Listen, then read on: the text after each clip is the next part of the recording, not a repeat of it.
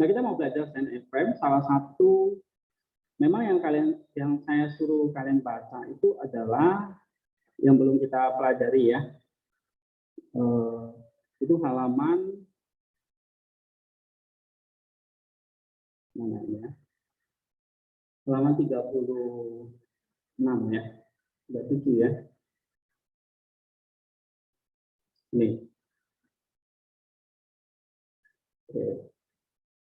Hymns preserved in Armenian. Ini belum saya terjemahkan gitu ya.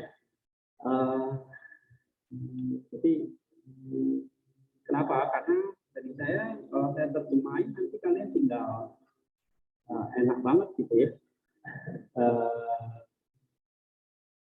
Kan soalnya saya suruh kalian baca masalahnya. Kalau udah saya terjemahin nanti kalian tinggal copy paste gitu. Iya kan? Jadi ya sama-sama menderita lah kita. Jangan kalian enak aja. Oke, tapi saya ada terjemahkan beberapa hymn yang lain. Nah, kita mau bahas hari ini. Ini ya. Oke, kita belajar ini dulu ya. Saya ambil dari ini ada sumbernya. Jadi ini sudah saya terjemahkan ya. Oke, ini hymn tentang Christ Divine ya. Saint Ephrem itu salah satu saint yang paling produktif menulis tentang kidung-kidung atau hymn ya. Bentuknya kayak puisi begitu atau nyanyian begitu ya, wonderful. Nah, salah satunya ini tentang Christ Divine and Human Nature atau tentang natur Kristus ya. Saya ambil dari blog ini saya terjemahin. Lalu salah satu hymn yang paling terkenal itu memang ini kalau kalian mau baca ada bukunya Hymn on Faith ya. Lalu ada Hymn on Paradise. Ini Hymn on Paradise nanti kita juga baca hari ini. Hymn on Paradise salah satu ini ya. Scripture brought me to the gate of paradise. Hymn on Paradise tapi hymn nomor ke-6 ya, hymn ke-6. Oke. Ya, kita banyak berutang pada Sebastian Job, ini pakar dari Syria Padus ya, termasuk Saint Ephrem. Ini ya, Saint Ephrem itu adalah the meeting point between East and West. Jadi menjadi titik temu antara gereja timur dan barat. Ya, kita belajar Saint Ephrem sangat dalam, sangat luar biasa. Oke, misalnya salah satunya ini. Kita mulai ya. Nggak ada yang untuk ngantuk nanti tugas mingguan kerjanya. Ini kan ini sudah gimana tadi? Oh, ini.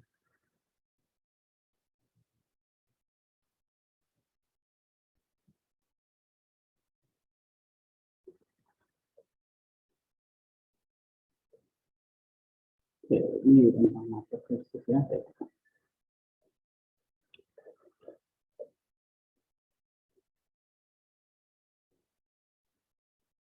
Oke, nanti kita juga mau baca tentang nasihat ya, ini penting sekali ya.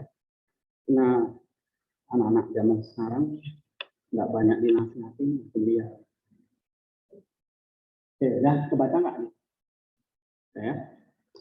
Saint Ephrem dari Syria natur Kristus.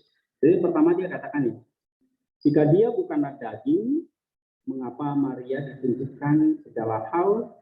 Dan jika dia bukanlah Allah, mengapa Gabriel memanggil dia sebagai Tuhan? Jadi kamu lihat, Kristus punya dua natur ya. Benar? Dia itu apa? Natur Allah dan manusia. Oke. Jadi kalau dia punya natur daging, nah di sini Maria itu diberikan petunjuk segala hal. Ya.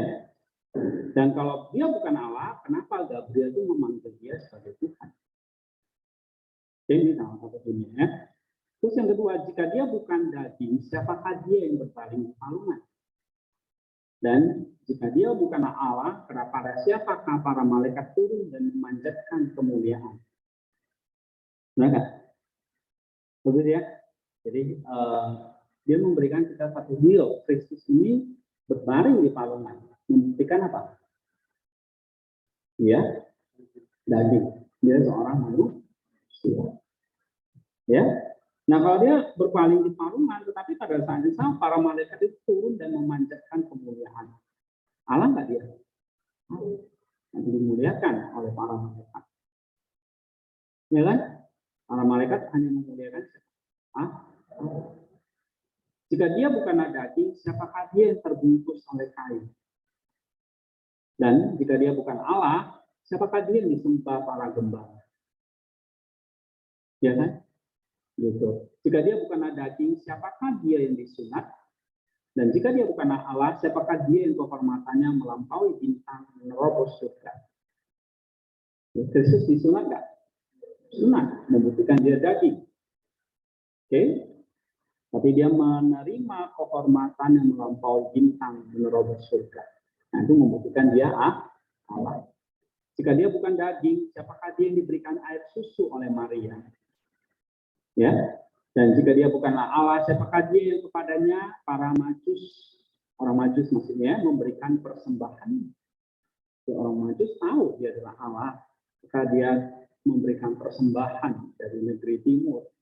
Ya. Jika dia bukanlah daging, siapakah dia yang digendong di atas tangan Simeon? Dan jika bukan Allah, kepada siapakah dia berkata, biarkan hambamu ini pergi dalam damai sejahtera. Simeon berkata, biarkanlah hambamu, dia kata, pergi dalam damai sejahtera. Karena Simeon tahu yang dia gendong itu adalah anak Allah. Oke? Digendong membuktikan Kristus itu manusia. Sama kayak kita. Dulu kecil kita digendong. Benar nggak? Tapi Simeon juga berkata, biarkanlah hambamu ini pergi dalam damai sejahtera. Membuktikan apa? Kristus itu Tuhan. Kristus itu Allah. Oke? Jika dia bukanlah daging, siapakah dia yang dibawa pergi untuk disembunyikan Yusuf di Mesir? Nah, bayi ya yang mau dibunuh, lalu dibawa pergi oleh Yusuf ke Mesir. Jika dia bukanlah Allah, siapakah dia yang dimaksudkan oleh perkataan ini? Dari Mesir kupanggil anakku. Ya, jika kamu lihat kisah hidupnya Kristus ini ya. Jika dia bukanlah daging, siapakah dia yang dibaptis oleh Yohanes? Dan jika dia bukanlah Allah, siapakah dia yang Allah berfirman, inilah anakku kukasihi yang kepadanya aku berkenan. Kemudian, setiap momen dalam hidup Kristus itu menyatakan siapa dirinya sebetulnya. Yaitu apa? Allah dan manusia. Nah, kalian baca misalnya Saint Ephraim ini luar biasa gitu. Ya. Nah, ini apa namanya? Apa yang dia tulis di sini ya. Ini saya sudah terjemahkan gitu, jadi gampang kan. Oke. Jika dia bukanlah daging, siapakah dia yang berpuasa di padang gurun dan lapar? Jadi siapa dia? Dan jika dia bukanlah Allah, siapakah dia yang oleh para malaikat turun untuk melayaninya? Maksudnya, dimana Yesus dicobain, setelah itu para malaikat datang melayani. Itu membuktikan siapa dia? Allah. Tapi waktu dia dicobain, lalu dia berpuasa di padang gurun, manusia. Malaikat berpuasa nggak? Enggak. Karena malaikat nggak punya tubuh jasmani kan gitu. Ya, nah dia berpuasa di padang gurun, lalu dia lapar, menunjukkan dia adalah daging atau manusia. Oke, nah Abraham lagi nulis, jika dia bukanlah daging, siapakah dia yang turut serta pada jamuan kawin di Kana? Benar nggak? Dia hadir dalam pesta pernikahan di Kana. Dan jika dia bukanlah Allah, siapakah dia yang mengubah air menjadi anggur? Jadi kejadian Kana tahu ya, dia mengubah air jadi anggur. Itu membuktikan dia adalah Allah. Dia hadir pada jamuan di sana. Dia juga ikut makan, membuktikan dia juga manusia. Berikutnya, jika dia bukanlah daging, siapakah dia yang memegang roti di tangannya? Dan jika dia bukanlah Allah, siapakah dia yang dengan 5 ketul roti dan 2 ikan memberi makan hingga kenyang ribuan orang di belantara? Tidak terhitung perempuan dan anak-anak. Ya kan? Yesus bilang, dia memegang roti itu dan dia mengucap syukur. Nah, kemudian dia itu daging. Dia bukan manusia jadi-jadian, ya. Tapi dia bisa mengubah 5 roti dan 2 ikan itu menjadi ribuan, memberi makan kenyang banyak orang. Siapakah dia? Nah, Allah. Ya. Jika dia bukanlah daging, siapakah dia yang tertidur di atas perahu? Masih ingat ceritanya? Dan jika bukanlah Allah, siapakah dia yang berkuasa menghardik angin dan laut? Allah enggak? Manusia bisa? Tidak bisa. Oke, jika dia bukanlah daging, siapakah dia yang makan bersama dengan Simon orang Farisi? Ya kan? Dia makan dengan Zakheus, enggak? Dan jika dia bukanlah Allah, siapakah dia yang mengampuni pelanggaran perempuan berdosa? Nah, dia mengampuni dosa perempuan yang kedapatan berdosa atau berzina. Jika dia bukanlah daging, siapakah dia yang duduk dekat sumur keletihan setelah menempuh perjalanan? Ya, dia menjumpai seorang perempuan sama dia, lalu dia minta air untuk minum. Dia membuktikan dia adalah daging. Dan jika dia bukanlah Allah, siapakah dia yang memberikan air hidup kepada perempuan yang memiliki 5 suami bersamanya? Ya kan? Perempuan itu bernama Hotini, ya. Kalau kita baca filmnya, Hotini memberikan dia air, lalu Tuhan membalaskan dia air hidup. Nah, kisah hidup Hotini itu menarik, ya. Dia menjadi percaya, lalu dia mengajak anak-anaknya untuk terus pergi bermisionaris, memberitakan Injil kemana-mana. Oke? Nah, ini foto ini. Jika dia bukanlah daging, siapakah dia yang mengenakan jubah manusia? Ya kan? Waktu dia dicambuk, Yesus itu pakai jubah. Dan jika bukanlah Allah, siapakah dia yang sanggup melakukan perbuatan yang penuh iman dan mujizat? Ini sama terjemah. Jika dia bukanlah daging, siapakah dia yang meludah di tanah dan membuat gumpalan tanah liat dengannya?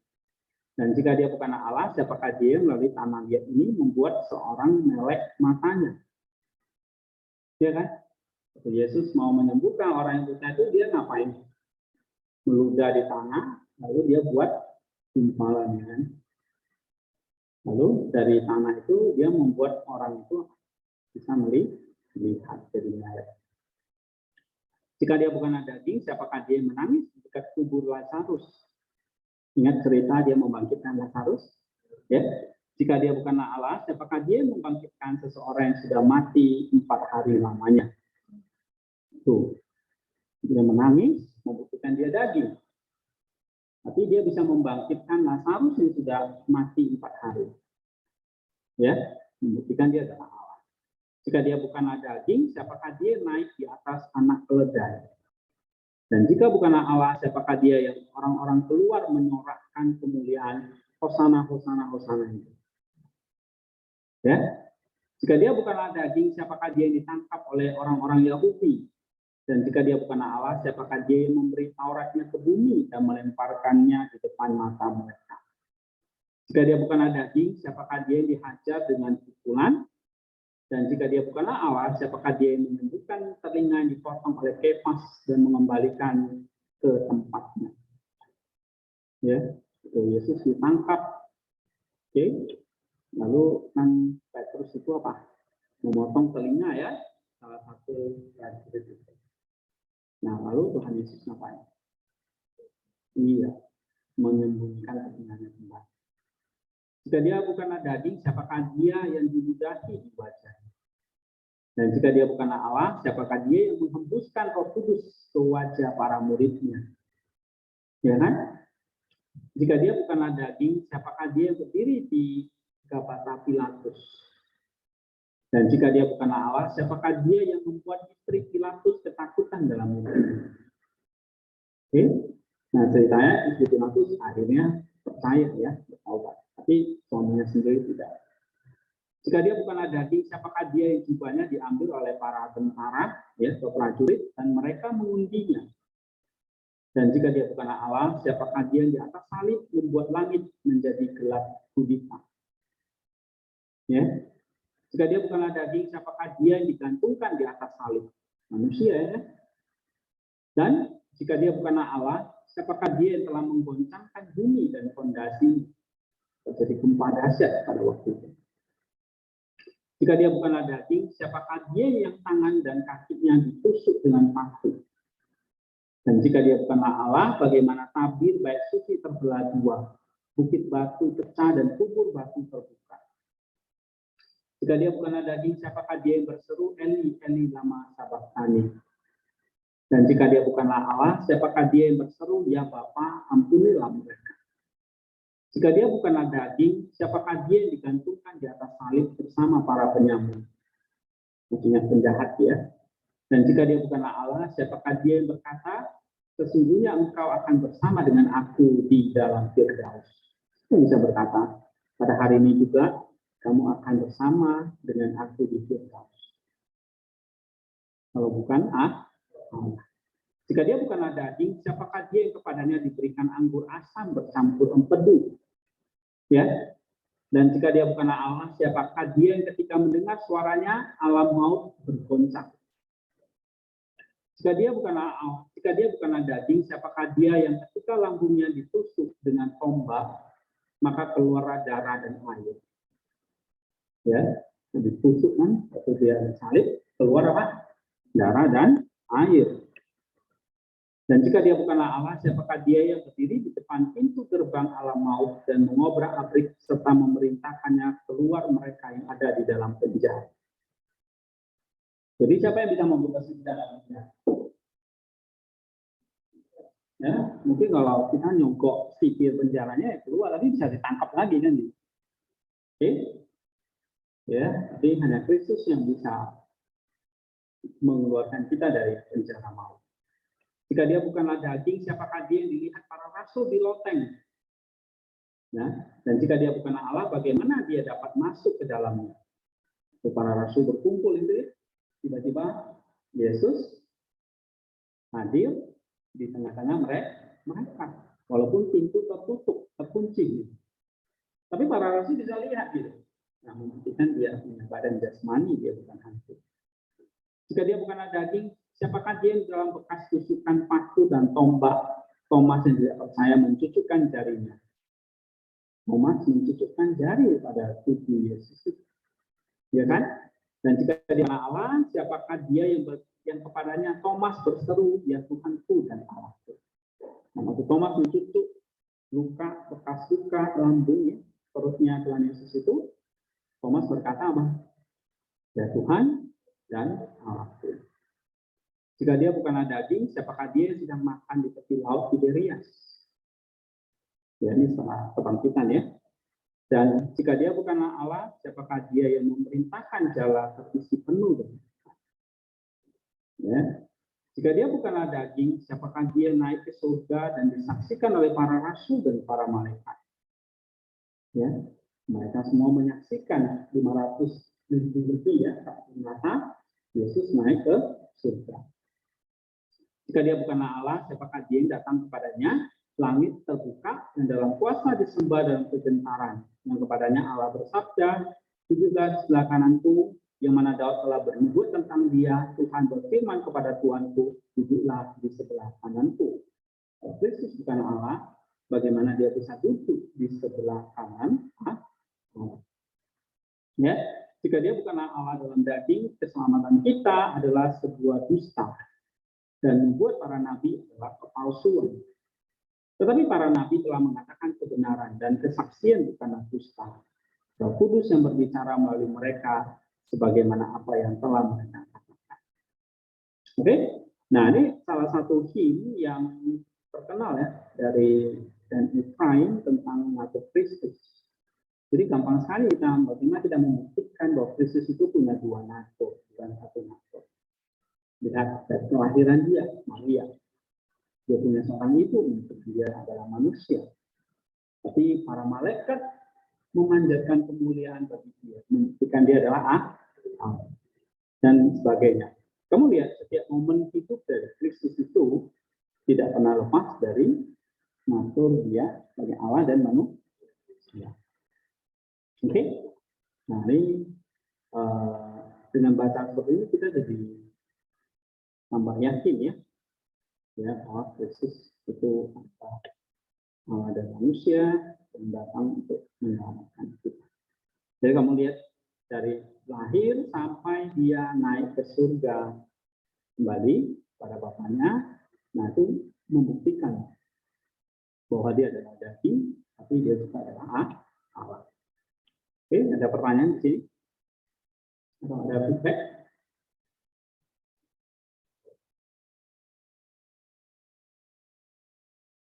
Kalau terang, tidak ada bahasa?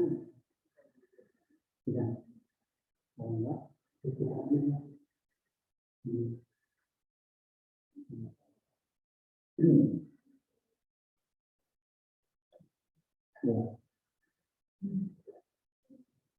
Oke, sekarang kita coba lihat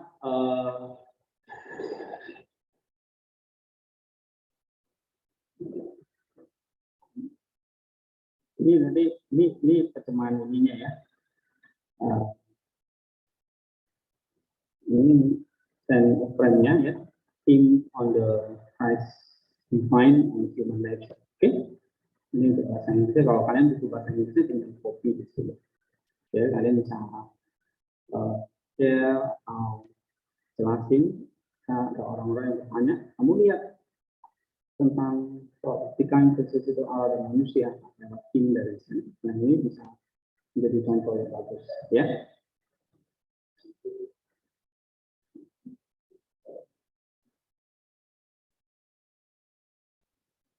Oke, kita lihat tentang ini dulu ya.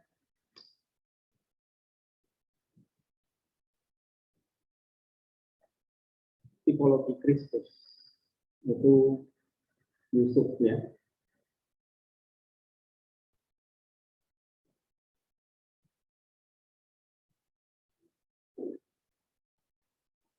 Oke,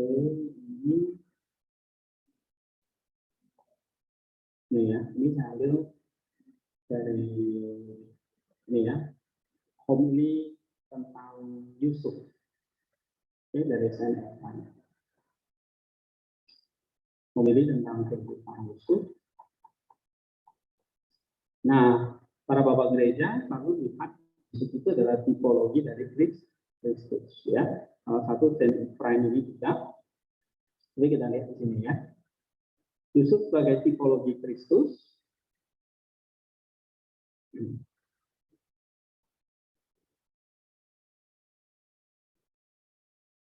Saya belum bisa screen ya, tapi yang ada gimana?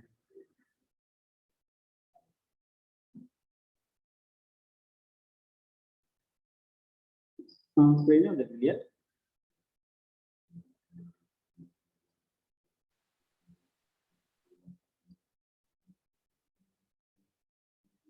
Halo. Tadi screen-nya belum tampil, kalian diam aja. Sudah. Tadi teksnya belum dilihat, malah ngetin kan.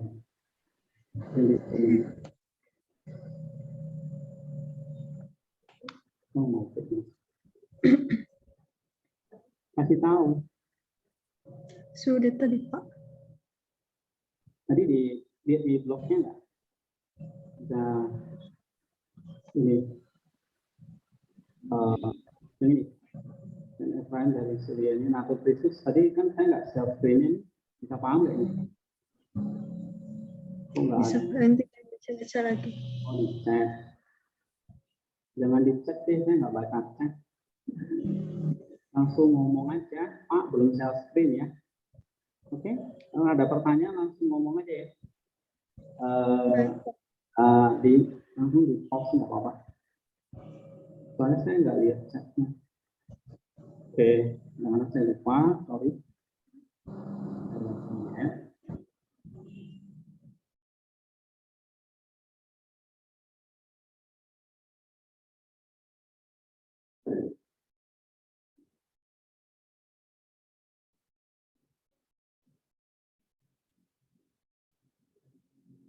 Nih ya, Yusuf sebagai tipologi Kristus.